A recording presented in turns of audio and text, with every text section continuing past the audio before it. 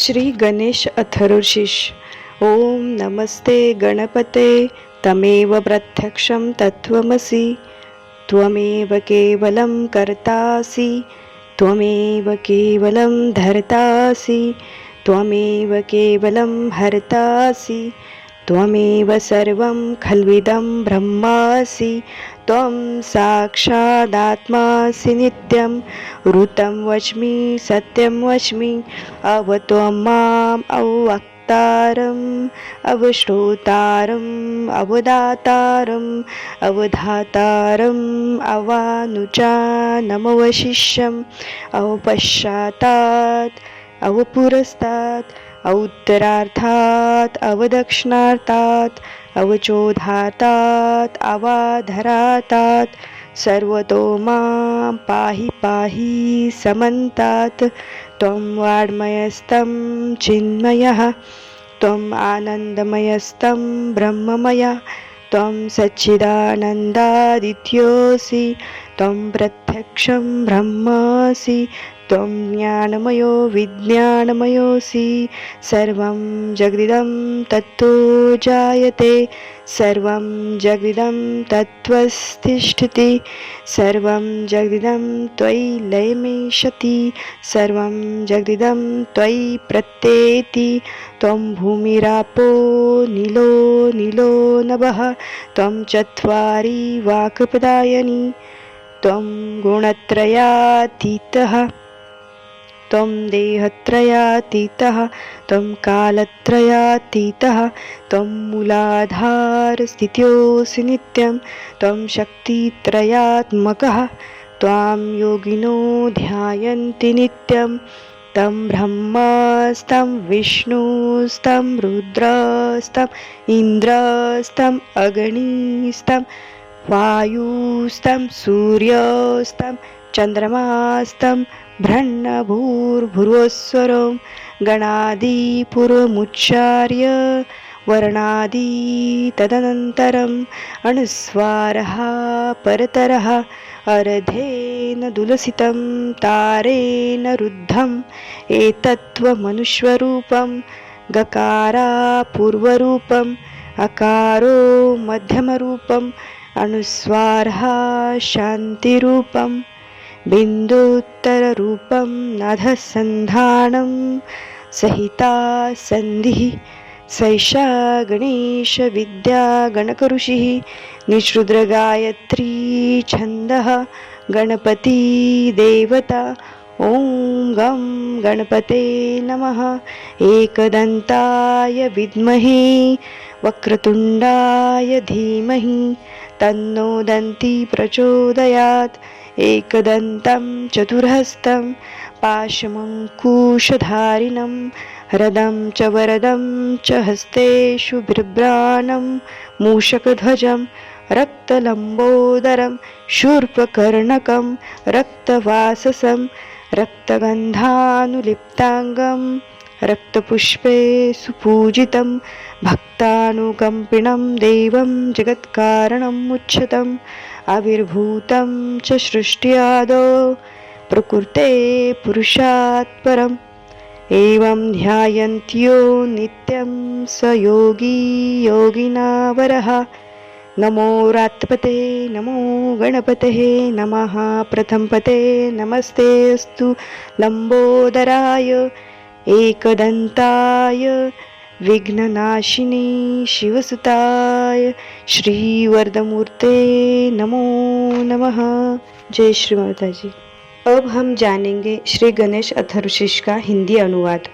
ओम गणपति तुम्हें नमस्कार. ओम अकार ओमकार महेशा अर्थात अस्ता का प्रतीक है. तुम्ही प्रत्यक्ष तत्व हो.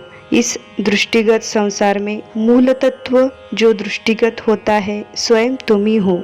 अर्थात इस विश्व की प्रत्येक वह वस्तु जो दृश्यमान है तुम ही हो. यदि इस संसार को किसी ने बनाया है तो वे कर्ता स्वयं तुम हो और इस प्रत्यक्ष संसार को केवल तुम ही कर्तव्य रूपी आचरण से धारण कर रहे हो अर्थात इसका पालन पोषण कर रहे हो. संसार में अपशिष्ट बेकार हो जाने वाले पदार्थों के आहरणकर्ता भी स्वयं तुम हो। अतः तुम स्वयं इस ब्रह्मांड में संपूर्ण रूप में प्राप्त हो, यह तथ्य निश्चित है। तुम्हारे अतिरिक्त कुछ भी सत्य नहीं है। आप से भिन्न सत्य की प्रतिष्ठा नहीं। खल्विदम इदम खलु अर्थात इसके अतिरिक्त और कुछ सत्य नहीं। तुम ही साक्षात नित्य सत्य आत्मा हो। नित्य ही सत्य है, सत्य ही नित्य है, मगर इसमें भी भेद है।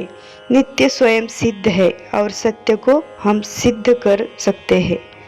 यह मेरी वाणी अर्थात जो वचन ऊपर कहे हैं नित्य है और सत्य है। यह संसार नित्य भी है अर्थात स्वयं सिद्ध है, और सत्य भी है अर्थात इसे सिद्ध भी कर सकते हैं।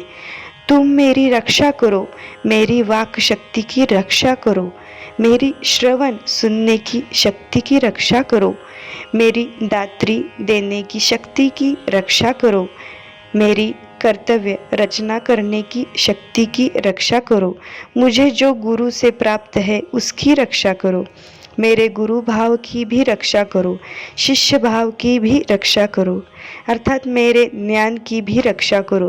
पश्चिम पूर्व उत्तर व दक्षिण से मेरी रक्षा करो, ऊपर से नीचे से सब तरफ से भली प्रकार से मेरी रक्षा करो। तुम स्वयं वाणी हो, तुम स्वयं चित्त हो, तुम आनंद स्वरूप हो और तुम ही ब्रह्मांड रूप हो, ब्रह्म हो और तुम ही सच्चिदानंद स्वरूप हो, तुम ही ज्ञान स्वरूप हो, विज्ञान स्वरूप हो। ये सारा दृश्यमान और गतिशील संसार तुम ही से उत्पन्न होता है, तुम ही में स्थित है और तुम ही में लय हो जाता है, और प्रलय के बाद सृष्टि के अंत में तुमको ही प्राप्त करता है, अर्थात प्रलय के बाद सब तुम्हें विलीन हो जाएगा। तुम ही पंचभूत भूमि जल अग्नि वायु आकाश हो, चारों वेद स्वरूप तुम हो। तुम तीनों गुणों सत्व रज तम से परे हो अर्थात उनसे ऊपर हो। तुम तीन प्रकार के शरीर या देह से परे हो और तुम तीनों कालों भूत भविष्य वर्तमान से परे हो अर्थात ऊपर हो। मूलाधार में तुम नित्य रूप से स्थित हो। तुम ही तीनों शक्ति सत्य चित्त व आनंद स्वरूप हो। योगी जन नित्य तुम्हारी ही ध्यान करते हैं। विश्व के लिए तुम ब्रह्मा विष्णु व रुद्र हो अर्थात इस विश्व की रचना अस्तित्व पालन पोषण और इसके विनाशकर्ता तुम ही हो। लोकहितार्थ अर्थात लोगों के हित व लाभ के लिए तुम ही इंद्र अग्नि वायु सूर्य और चंद्रमा के रूप में स्थित हो, जिनमें मेघ रूप में ज्वाला रूप में प्राण अपान सामान रूप में वायु के तीन रूप प्रकाश और उष्णता रूप में ठंडक और रस रूप में स्थित हो। तुम ही पृथ्वी अंतरिक्ष और स्वर्ग के ब्रह्मांड स्वरूप में ब्रह्मन के तीन रूप भू भव स्वः स्थित हो। प्रारंभ में गकार का उच्चारण करने के उसके बाद अनुस्वार आकार का उच्चारण करने और अर्धचंद्र बिंदु समेत उसका ध्यान करें। जब ये स्वर के साथ झुंकृत को तब यह तुम्हें स्वरूप के अनुरूप होगा। गकार आकार अनुस्वार अर्धचंद्र ये पूर्व लिखित मंत्र व अर्थ के अनुसार ही द्वितीय मंत्र दिया गया है और इसे गणेश विद्या कहा है। उनके स्मरण करने की विधि है जिससे गणेश विद्या का आरंभ हुआ है। गणेश विद्या में गणक ऋषि है, निश्रुद्ध गायत्री छंद है, गणपति देवता है और ओम गम गणपते नमः मंत्र है। यह ग से अभिप्राय बीज से है अर्थात जिसका हम विस्तार नहीं कर सकते। अगर अकेले ग का भी उच्चारण करोगे तो संपूर्ण तंत्र से गणपति की स्तुति का आनंद प्राप्त होगा।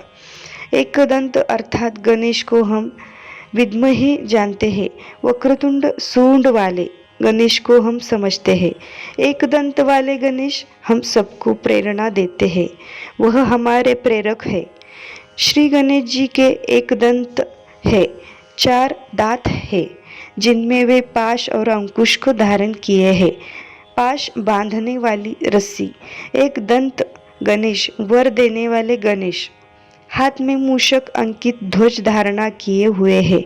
ध्वज का रंग लाल है। गणेश लंबोदर, बड़े पेट वाले और ध्वज के समान कान वाले हैं और लाल वस्त्र धारण किए हैं। सुगंधित सिंदूर से जिनका शरीर या अंग अंग सुशोभित है, वे लाल पुष्पों की माला पहने हैं। भक्तों पर कृपा करने वाले हैं। संसार के कारण है, वह त्रुटिहीन देवता है जो सृष्टि के आदि में प्रकृति और पुरुष से भी परम या उत्तम रूप में प्रकट हुए हैं। इस तरह से जो भी व्यक्ति नित्य प्रति गणपति का ध्यान करता है, वह योगी पुरुषों में श्रेष्ठ है। हे वायु तत्व के स्वामी, आपको नमस्कार है। हे गणों के स्वामी, आपको नमस्कार है। शक्तिशालियों में प्रथम शक्ति के स्वामी, आपको नमस्कार है। हे लंबोदर व एकदंत, आपको नमस्कार है। हे शिव के पुत्र, विघ्नों के विनाशक, वरदान देने वाले गणेश, आपको नमस्कार है। आपको नमस्कार है।